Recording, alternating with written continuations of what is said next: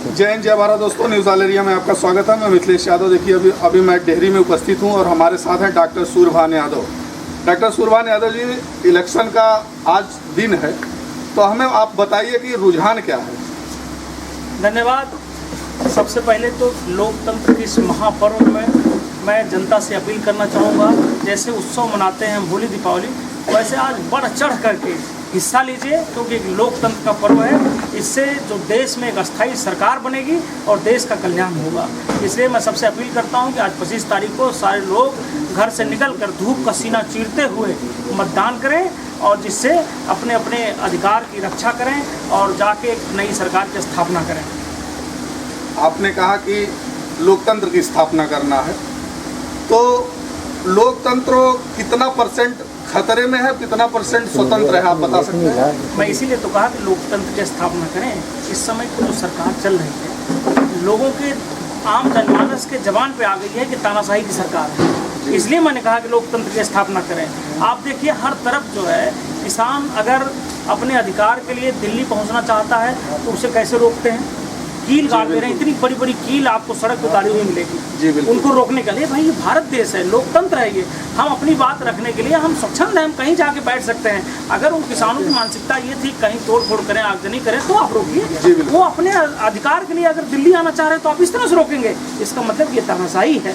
इसलिए मैं निवेदन कर रहा हूँ कि इस लोकतंत्र में बढ़ चढ़ करके हिस्सा लें और एक नई सरकार जो लोकतंत्र की सरकार हो, डेमोक्रेटिक हो, जो तानाशाह नहीं हो। तानाशाही किसी की चली है, ये भारत की जनता उखाड़ के फेंक देती है। और आप देख रहे होंगे, ये लोग जब चुनाव शुरू हुआ था तो 400 पार का नारा दे रहे थे, नहीं दे रहे थे। अब जबान से गायब हो गया है 400 पार। सबको पता है, जनता की नब्ज लोगों को समझ में आ गई है। जनता जिस तरह से पीड़ित है महंगाई से, बेरोजगारी से। हमारा युवा जो देश की रीढ़ होता है, वो आज 10 सालों से भर्ती के लिए परेशान है।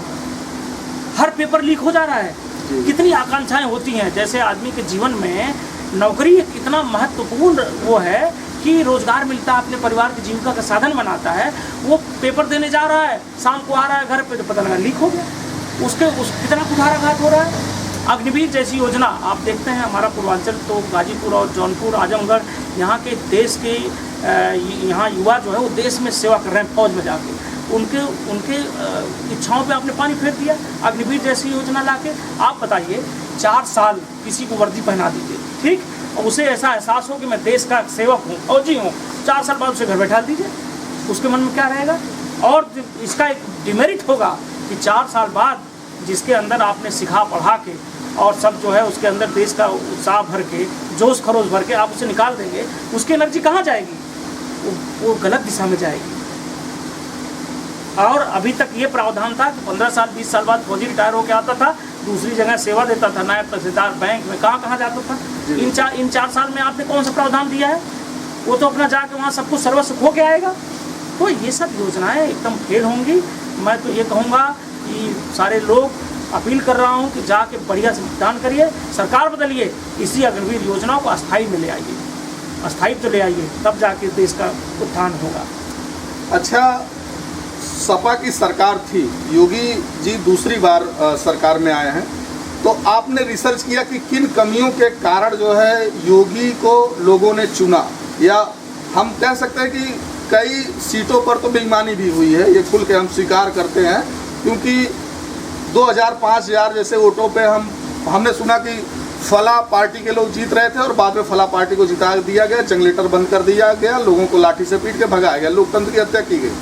लेकिन कुछ ना कुछ कमियां जरूर रही होंगी सपा पार्टी को, जो बिल्कुल टक्कर में लाई गई। देखिए, ऐसा है, भ्रम जो होता है ना, एक मृग मरीचिका होती है।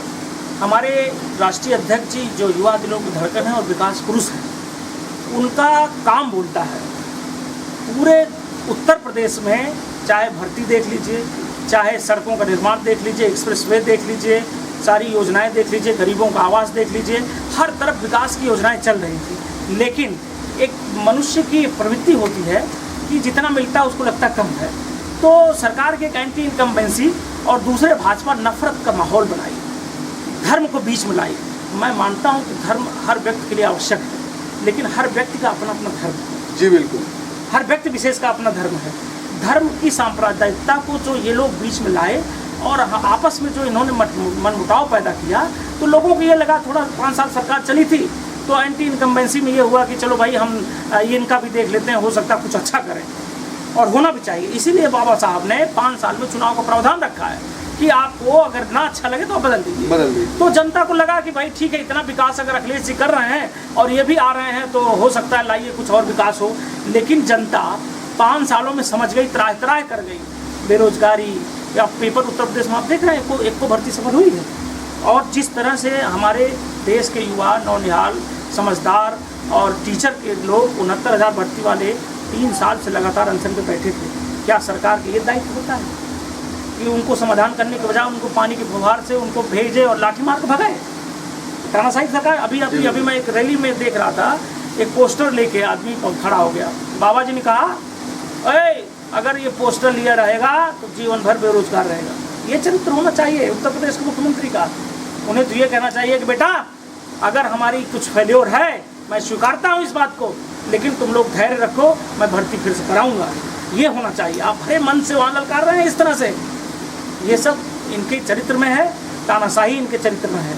तो इसलिए इस बार की जनता जो मूड बनाई हुई आप देख रहे हैं। एक तो हमारे राष्ट्रीय अध्यक्ष जी ने जो पीडीए का मिशन बनाया है, पूरे देश में तहलका मच गया। उत्तर प्रदेश की बात छोड़िए, पूरे देश में इनका मिशन चल रहा है, जबकि लड़ाई कहाँ है पीडीए की? उत्तर प्रदेश में। लेकिन इसका माहौल पूरे देश में बन गया है। आप देखिएगा 4 जून को कितने नेता ना उठ कर चले जाएंगे, आंधी बहेगी, और इस देश में एक नए लोकतंत्र की स्थापना होगी, जिससे युवाओं को, किसानों को महंगाई से, भ्रष्टाचार से मुक्ति मिलेगी।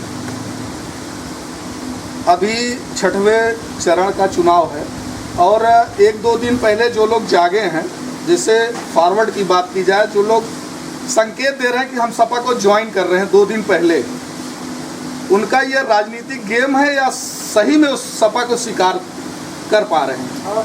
देखिए, चुनाव की एक परिपाटी रही है कि जिधर आंधी बहती है लोग बह लेते हैं, और अवसरवादिता के लोग बहती गंगा में हाथ धोते हैं। मेरा तो ये मानना है कि जब जागो तभी सवेरा।